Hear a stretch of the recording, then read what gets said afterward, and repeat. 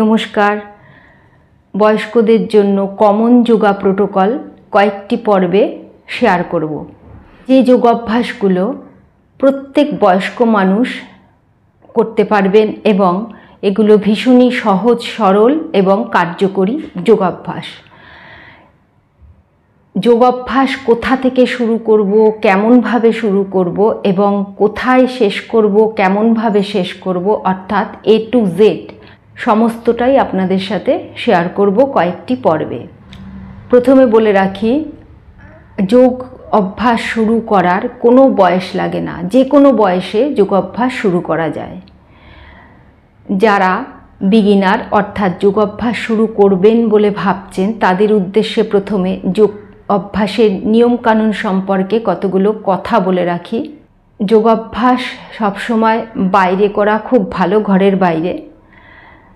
কিন্তু যারা ঘরের বাইরে করতে পারবেন না, ঘরের ভেতরেই করবেন, তারা চেষ্টা করবেন যতটা সম্ভব ঘরের দরজা জানলা খুলে রাখতে। 1 নম্বর। 2 নম্বর হচ্ছে, যোগাভ্যাস শুরু করার সময় অবশ্যই ঢিলেঢালা পোশাক পরবেন এবং পোশাকটা যেন সুতির হয়, সুতির হলে খুব ভালো হয়। মলমূত্রের বেগ চেপে রেখে কখনোই যোগাভ্যাস করা উচিত না।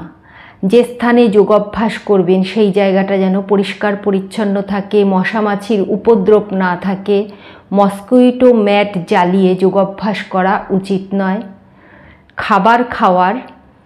ভারী খাবার খাওয়ার 4 থেকে 4.5 ঘন্টা বাদে যোগাভ্যাস করবেন এবং হালকা খাবার খাওয়ার 1 থেকে 1.5 ঘন্টা বাদে যোগাভ্যাস করা যেতে পারে। সকালবেলা বা সন্ধ্যাবেলায় যোগাভ্যাস করা যেতে পারে, তবে সকালবেলায় যোগাভ্যাস করাই সবচেয়ে ভালো, কেননা সকালবেলায় বাতাসে প্রচুর অক্সিজেন থাকে আর পরিবেশটাও বেশ নিরিবিলি থাকে। যাদের সকালে সম্ভব নয় তারা বিকেলেই অভ্যাস করবেন। সবচেয়ে ইম্পর্টেন্ট কথা হচ্ছে, যোগাভ্যাস করার সময় কখনোই শরীরে কোথাও চাপ দিয়ে কখনোই যোগাভ্যাস করবেন না। আপনার শরীর যতটুকু বেন্ড হতে পারছে, যতটুকু অভ্যাসের সময় যতটুকু শরীর নিতে পারবে ঠিক ততটুকুই অভ্যাস করবেন। জোর বা চাপ দিয়ে অভ্যাস করলে কিন্তু লাভের থেকে ক্ষতি হবে বেশি। এক্সাম্পল স্বরূপ বলি, সাইড স্ট্রেচ করব। আমি এইটুকু বেঁকতে পাচ্ছি, আমি ঠিক এইটুকু বেঁকেই হোল্ড করব বা এটুকু বেঁকেই থাকব। কখনোই জোর করে বেশি বেঁকতে যাব না। আস্তে আস্তে রেগুলার অভ্যাস করতে করতে স্বাভাবিক হয়ে যাবে। অর্থাৎ জোর বা চাপ দিয়ে কখনোই যোগাভ্যাস করা উচিত নয়। আচ্ছা, চেয়ারে বসে প্রথমে করি, তারপরে দাঁড়িয়েও দেখাবো দাঁড়িয়ে কিভাবে করব। অভ্যাস শুরুর প্রথমেই ওম চ্যান্টিং করব অথবা কোনো মন্ত্র উচ্চারণ করে নেব। সে গায়ত্রী মন্ত্রই হোক, শনিদেবের মন্ত্রই হোক, যে কোনো মন্ত্র উচ্চারণ করব। কেন করে নেব ওম চ্যান্টিং বা মন্ত্র উচ্চারণ? আমাদের মন কিন্তু সব সময় চঞ্চল থাকে, মন কিন্তু কোনো সময় শান্ত থাকে না। মনের মধ্যে সব সময়, ঘুমানোর সময় বাদে সব সময় কোনো না কোনো চিন্তা, সে ভালো চিন্তাই হোক খারাপ চিন্তাই হোক, মনের মধ্যে ঘুরতে থাকে। তাই যোগাভ্যাস শুরুর আগে মনকে শান্ত করে নেওয়া ভীষণভাবে প্রয়োজন। মনকে শান্ত করে না নিলে কিন্তু যোগাভ্যাসে আমরা মন বসাতে পারবো না। আমরা প্রত্যেকেই কিন্তু কিছু না কিছু উদ্দেশ্যকে সামনে রেখে যোগাভ্যাস শুরু করি। কেউ ওয়েট লসের জন্য যোগাভ্যাস শুরু করি, কেউ নিজেকে সুস্থ রাখার জন্য, ফিট রাখার জন্য, কেউ বা যোগাভ্যাস করে থাকি রোগ মুক্তির জন্য। সেই কারণে অর্থাৎ এটা একটা আমাদের সাধনা, তাই চঞ্চল মনে কখনোই সাধনা করা যায় না। সেই কারণে মনকে আগে শান্ত করে নিতে হবে। তার জন্যই ওম চ্যান্টিং বা যে কোনো মন্ত্র উচ্চারণ করে নেব। 3 টাইমস ওম চ্যান্টিং করব। আমি ওম চ্যান্টিংই করছি। ওম চ্যান্টিংটা কিভাবে করব? যারা দাঁড়িয়ে করব, দাঁড়িয়ে এরকম হাত নমস্কার মুদ্রায় রাখব, বুক ভরে শ্বাস নেব, ক্যাপাসিটি অনুসারে বুক ভরে শ্বাস নিয়ে সেই শ্বাসকে অ উ ম 3টে ধাপে শ্বাসটাকে ছাড়ব। 1:1:2 অনুপাতে, অর্থাৎ অ উ হবে 1:1, আর ময়ের উচ্চারণ যখন করব সেটা ডবল শ্বাস হয়ে যাবে, তখন ডবল শ্বাস ছাড়ব অ উ এর থেকে। এবং ময়ের উচ্চারণ যখন করব তখন ঠোঁট বন্ধ করে, অবশ্যই চোখ বন্ধ করে চ্যান্টিং করব। চোখ বন্ধ করে রাখলে মনোনিবেশ সহজেই হয়, আর মনোনিবেশ করব শ্বাসের প্রতি। এভাবে যদি আমরা ওম চ্যান্টিং 3 বার করি তাহলে মনটা একদম শান্ত হয়ে যায়, অর্থাৎ যোগাভ্যাসের জন্য মনকে আমরা প্রিপেয়ার করে নিতে পারি। তাহলে নমস্কার মুদ্রায় হাত রাখলাম, যতটা সম্ভব সোজা হয়ে বসার চেষ্টা করব, দরকার হয় চেয়ারে এভাবে হেলান দিয়ে নেব সোজা হওয়ার জন্য। হাত নমস্কার মুদ্রায় রেখে চোখ বন্ধ করব, বুক ভরে সামর্থ্য অনুযায়ী শ্বাস নেব। এবার ওম উচ্চারণ করব অ উ ম 3টে স্টেপে। অ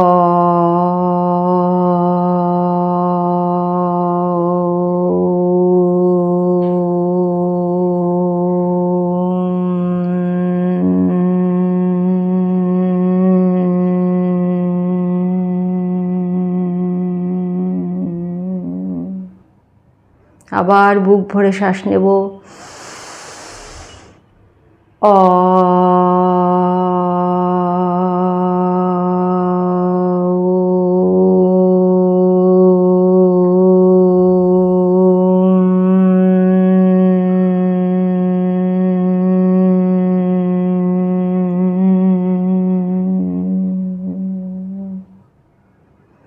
আবার বুক ভরে শ্বাস নেব, অ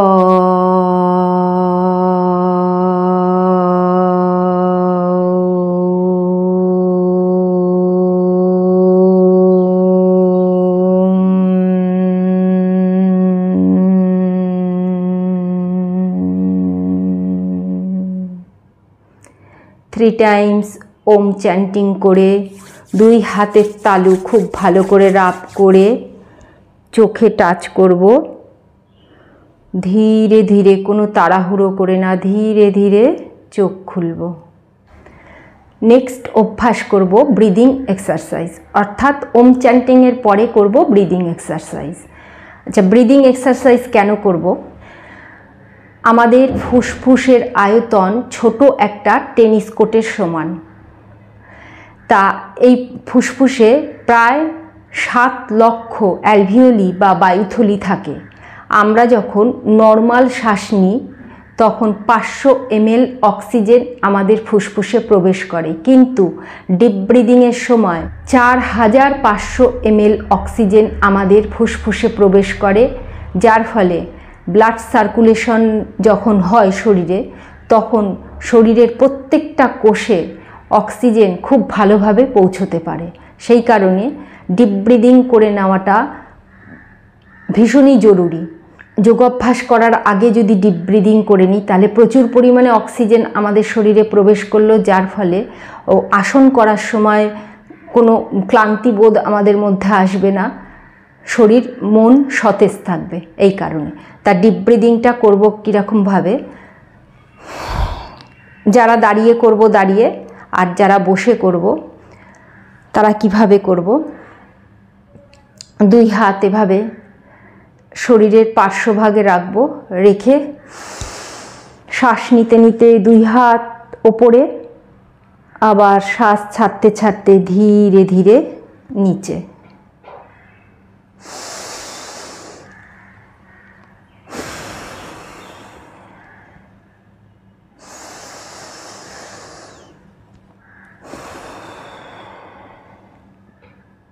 One,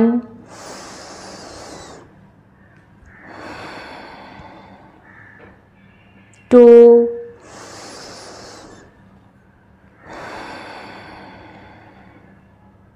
3,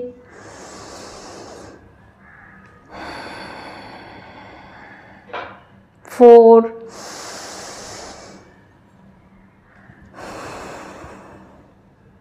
এভাবে 10 টাইমস অভ্যাস করব।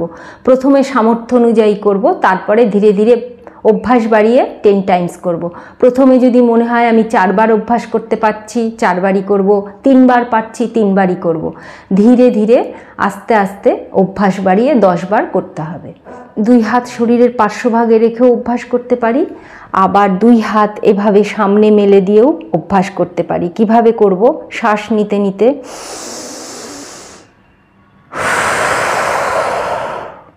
নাক দিয়ে নেব, মুখ দিয়ে ছাড়ব।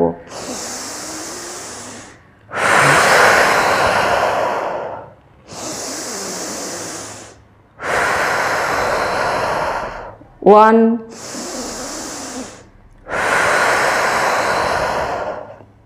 2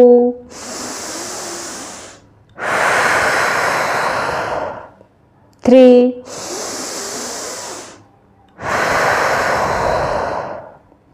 এভাবে 10 টাইমস অভ্যাস করার চেষ্টা করব। প্রথম সামর্থ্য অনুসারে করব, তারপরে ধীরে ধীরে অভ্যাস বাড়িয়ে 10 টাইমস করব। হাত পেছনে নিয়ে যাওয়া এবং সামনে আনা মিলে হবে একবার। নেক্সট করব joint mobility exercise, chanting, breathing exercise, তারপরে joint mobility exercise. Joint mobility exercise কেন করব? বয়স বাড়ার সাথে সাথেই স্বভাবতই আমাদের শরীরের বিভিন্ন জয়েন্টগুলো কিন্তু স্টিফ হয়ে আসে, ভালোভাবে জয়েন্টে ব্লাড সার্কুলেশন হয় না, যার ফলে অনেক সময় জয়েন্টে ব্যথা হয়, ফুলে যায়, এই সমস্ত সমস্যাগুলো দেখা দেয়। সেই কারণে জয়েন্টকে ফ্লেক্সিবল করার জন্য অবশ্যই রেগুলার জয়েন্ট মোবিলিটি এক্সারসাইজ অভ্যাস করা জরুরি। তাছাড়াও আসন অভ্যাসের আগে যদি আমরা জয়েন্ট মোবিলিটি এক্সারসাইজগুলো করে নিই, তাহলে আমাদের শরীরের ব্লাড সার্কুলেশন খুব ভালোভাবে হয়। আসন অভ্যাসের সময় শরীরের কোথাও খেঁচকা টান লাগার সম্ভাবনা থাকে না।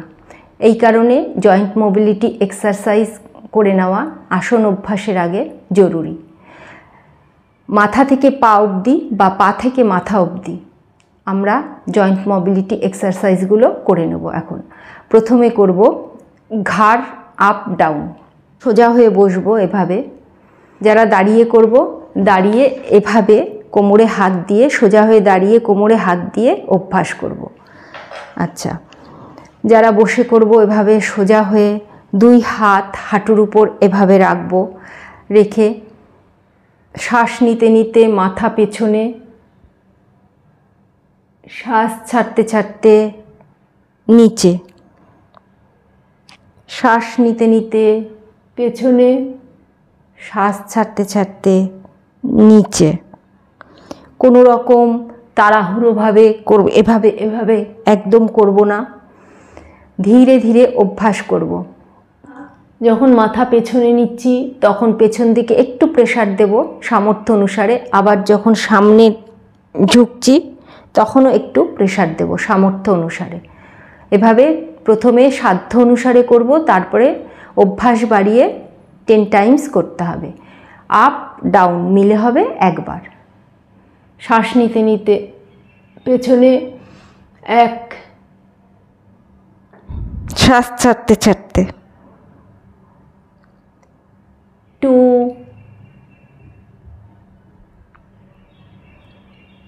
3, 4, এভাবে 10 টাইমস করার অভ্যাস করার পরে হোল্ড করব। 3 seconds hold, 1, 2, 3, down, hold, 1, 2, 3, relaxed. এবার সাইড টু সাইড করব। শ্বাস নিতে নিতে ডান দিকে, শ্বাস ছাড়তে ছাড়তে মাঝখানে, শ্বাস নিতে নিতে বাঁ দিকে, শ্বাস ছাড়তে ছাড়তে মাঝখানে, শ্বাস নিতে নিতে ডান দিকে, 2 সেকেন্ড হোল্ড, শ্বাস ছাড়তে ছাড়তে মাঝখানে, শ্বাস নিতে নিতে বাঁ দিকে, 2 সেকেন্ডস হোল্ড, শ্বাস ছাড়তে ছাড়তে মাঝখানে 1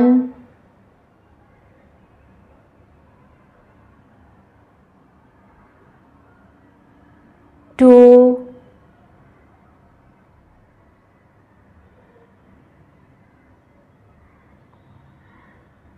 3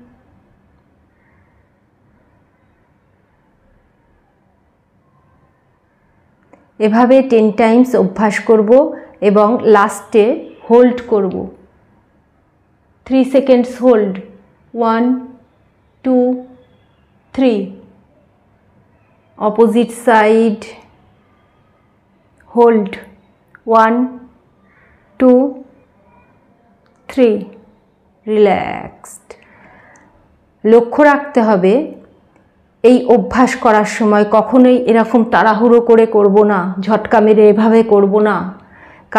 কেননা আমাদের ঘাড়ে অসংখ্য ছোট ছোট শিরা উপশিরা থাকে। আমরা যদি এভাবে তাড়াহুড়ো করে ঝটকা মেরে করি তাহলে শিরা উপশিরাগুলো ক্ষতিগ্রস্ত হতে পারে। নেক্সট অভ্যাস করব নেক রোটেশন। 1 2 ধীরে ধীরে করব, 3 4 5। Opposite side 1 2 3। শ্বাস প্রশ্বাস স্বাভাবিক থাকবে। 4 5। রিল্যাক্সড। এবার বলি, অনেক সময় অনেকের এইভাবে রাউন্ড করতে গেলে মাথা ঘোরে। তারা কি করবে? 1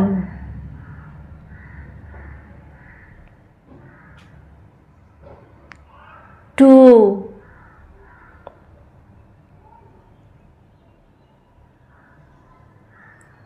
3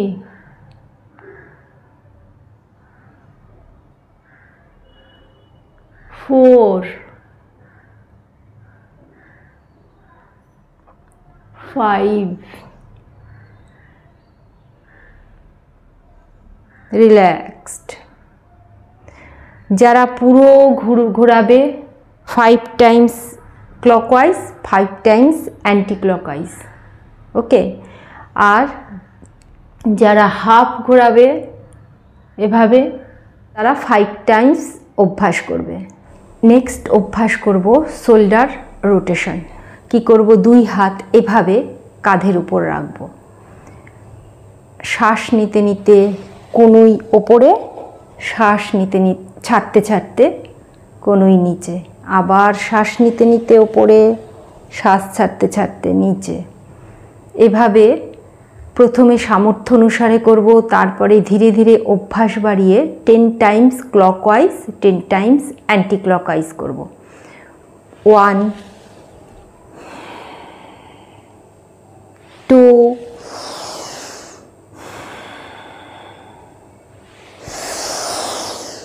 3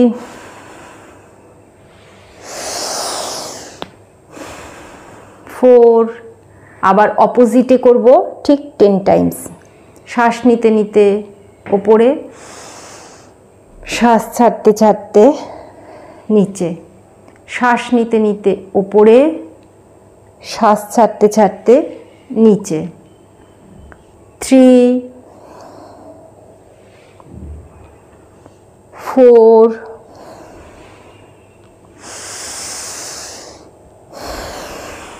5। এভাবে 10 টাইমস অভ্যাস করব।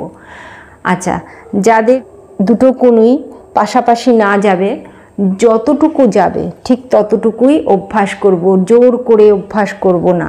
কারুর যদি এটুকু যায় ঠিক এইটুকুই অভ্যাস করব এভাবে, আবার কারুর যদি এইভাবে যায় এভাবেই অভ্যাস করব। কখনোই চাপ দিয়ে জোর করে অভ্যাস করব না। নেক্সট অভ্যাস করব ফিঙ্গার এক্সারসাইজ। তার জন্য কি করব? 2 হাত সামনে এরকম মেলে দেব, শ্বাস স্বাভাবিক থাকবে, আঙ্গুল যতটা পারবো আঙ্গুল আর হাতের পাতা একদম ছড়িয়ে দেব। পরক্ষণেই আবার বুড়ো আঙ্গুল ভেতরে দিয়ে সব আঙ্গুলের টাইট করে মুঠো করব। আবার আঙ্গুল ছড়াবো, আবার মুঠো করব। 1 2 3 4। এভাবে প্রথমে সামর্থ্য অনুসারে করব, তারপরে ধীরে ধীরে অভ্যাস বাড়িয়ে 10 টাইমস করতে হবে। আচ্ছা, এভাবে যখন হাত রাখবো তখন লক্ষ্য রাখতে হবে কোনোই যাতে এভাবে ভেঙে না যায়, বা হাত যেন এইভাবে নিচে না হয়ে যায় বা উপরে উঠে না যায়। হাত থাকবে একদম কাঁধের সমান্তরালে। ফিঙ্গার এক্সারসাইজ অভ্যাস করলে অনেকের হাত কাঁপা রোগের সমস্যা থাকে, তাহলে এই হাত কাঁপা রোগ দূর হয় এবং হাতের জোর বাড়াতেও সাহায্য করে। আজকের পর্বে এটুকুই। সবাই খুব সুস্থ থাকবেন। আবার দেখা হবে দ্বিতীয় পর্বে। নমস্কার।